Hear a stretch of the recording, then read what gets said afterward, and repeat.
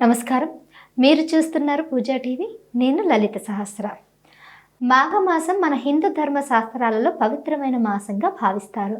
అయితే మాఘమాసం మన చంద్రుడికి అత్యంత ప్రీతికరమైనది. అలాగే మాఘమాసంలో దాన ధర్మాలు, స్నానాలు ఇవన్నీ చేయడం వల్ల విశిష్టమైన ఫలితాలు వస్తాయని అంటారు. ముఖ్యంగా మాఘమాసంలో పెళ్ళిళ్ళు కూడా చాలా శుభకార్యాలు కూడా జరుపుకుంటూ ఉంటారు. మరి ఈరోజు మనం ఈ మాఘమాసం యొక్క విశిష్టత, మరి 2026 సంవత్సరంలో ఈసారి మాఘమాసం ఎలా జరుపుకుంటే ఏ విధంగా ఫలితాలు వస్తాయనే అంశాల మీద మనం మాట్లాడదాం. ప్రస్తుతం మనతో పాటు ఉన్నారు ప్రముఖ జ్యోతిష వాస్తు పండితులు బ్రహ్మశ్రీ మాడుగుల శివప్రసాద్ గురూజీ. నమస్కారం గురూజీ. ఆశీర్వచనం తల్లి. ధన్యవాదాలు గురూజీ. గురూజీ, మాఘమాసం చంద్రమక నక్షత్రంలో ఉండడం వల్ల ఆ పేరు వచ్చిందని చెప్తూ ఉంటారు కదా. మరి ఈ మాఘమాసం విశిష్టత ఈసారి ఎట్లా ఉండబోతుంది? మరి ఈసారి రాబోయే పండగలు, శుభకార్యాలు ఎలా ఉండబోతున్నాయి? శ్రీ మహాగణాధిపతయే నమః. ఐం మహాసరస్వత్యే నమః. శ్రీ లలితాంబికాదేవియే నమః.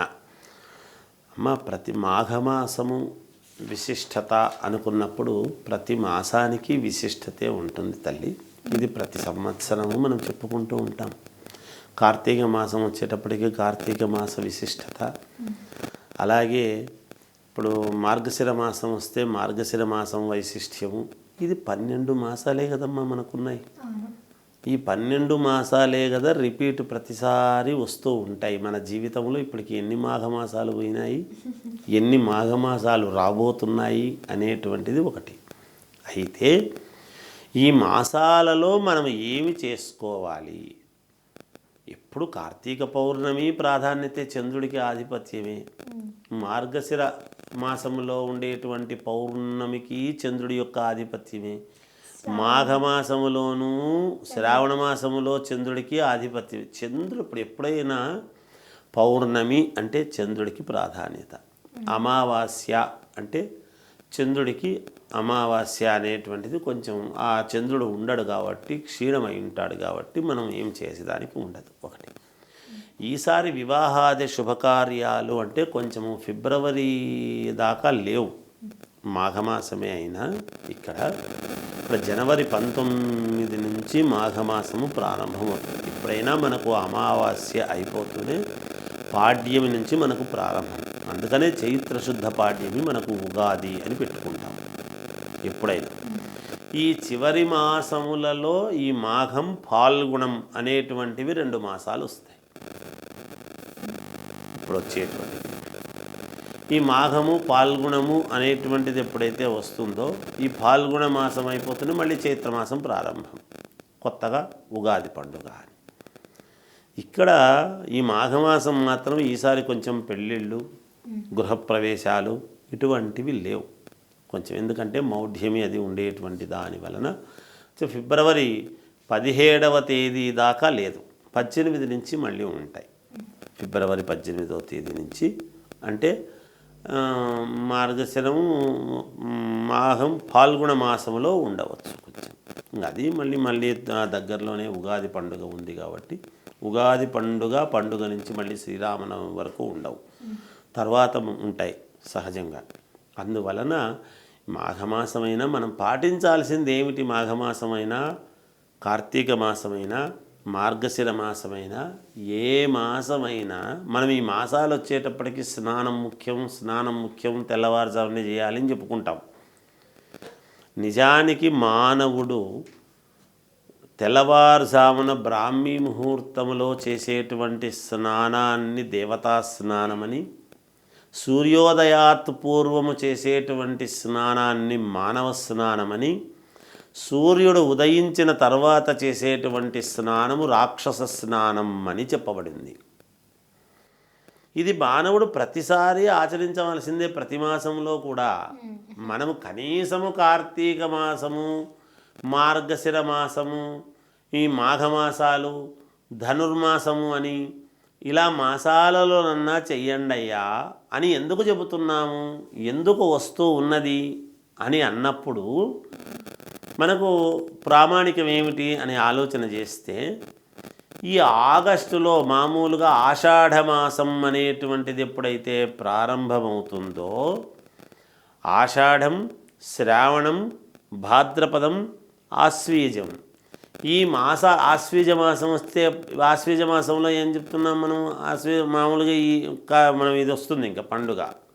ఈ 4 మాసాలు చాతుర్మాస్య దీక్షలు తీసుకుంటారు.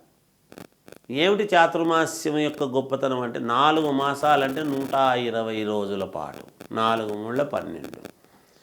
మనకు భగవంతుడు ఇచ్చినటువంటి సంవత్సరాలు ఎన్ని అంటే 120 ఏళ్ళు ఆయుర్దాయం ఇచ్చాడు. అందుకనే కదా 60 ఏళ్లకు షష్ఠి పూర్తి చేసుకుంటున్నాము. 100 ఇచ్చింటే 50కి చేసుకోవాలిగా. మరి 60కి చేసుకుంటున్నటువంటి ఇది ఎందుకు 60లో అంటే ఇప్పుడు ఈ కొన్ని ఉగ్రరథుడని, భీమరథ శాంతి అని, ఉగ్రరథ శాంతి అని, ఇంకా 60 దాటింది అంటే ఎప్పుడెప్పుడు వీడిని తీసుకువెళదామా అనేటువంటి ఇది ఒకటి జరుగుతూ ఉంటుంది. అలాంటి సమయంలో ఇంకా మనము ఉండాలి ఇక్కడ భూమి మీద, ఇంకా మనకు తృష్ణ ఏదో ఉంది, సాధించాలి మనము జీవితంలో ఇంకా అని ఇవన్నీ శాంతులు చేసుకుంటూ ఇంకా ఉండాలి, ఇంకా ఉండాలి ఉండాలి ఉండాలి అనుకుంటూ మనం ఏవేవో ఆసీతి అని, సహస్ర చంద్ర దర్శన శాంతని, ఇంకోటని ఇన్ని చూసినాం మనం అని ఆనందపడుతూ ఏదో చేసుకుంటూ ఉంటాం. మానవాళికి మనకి ఎంత ఇచ్చినా తక్కువే. కోరికలు, ఇంకా ఏవో కోరికలు, ఇంకా ఏదో చూడవాలి, ఇంకా ఏదో చేయాలి, ఇంకా ఏదో నేను అవి చూడవాలి ఇవి చూడాలి అనేటువంటి ఇది ఉంటుంది కొంచెం. అలాంటి ఇదిలో ఉండేటువంటి మానవ జీవితంలో మనం ఉన్నాము కాబట్టి ఇక్కడ మనము స్నానాలు తప్ప చేసేటువంటిది ఏమీ లేదు. స్నానం ఏదో సరే అంటున్నారు కదా, ఏదో స్నానం చేస్తే అక్కడికి అయిపోయింది కదా, ఏదో స్నానం చేసి కనపడితే ఎందుకు వచ్చింది రామాయణం అని అనుకుంటారు. అంతే, అట్లా కాదు. శ్రద్ధతో ఎప్పుడైతే ఆచరిస్తామో మనకు మేలు జరుగుతుంది, కుటుంబానికి మేలు జరుగుతుంది. ఇంటి పెద్ద ఏదైతే ఆచరిస్తాడో యథారాజా తథా ప్రజ అన్నారు. అందుకని ఇంటి పెద్దలు ఏదైతే ఆచరిస్తారో వాళ్ళని చూసి పిల్లలు నేర్చుకుంటారు. ఓ ఇది మేము కూడా అలా చెయ్యాలి కావాలి అని. మనమే మర్చిపోతే మన పిల్లలకు మనం ఇప్పుడు మాఘమాసం అంటే అది ఏ ఊరండి అని అడుగుతారు.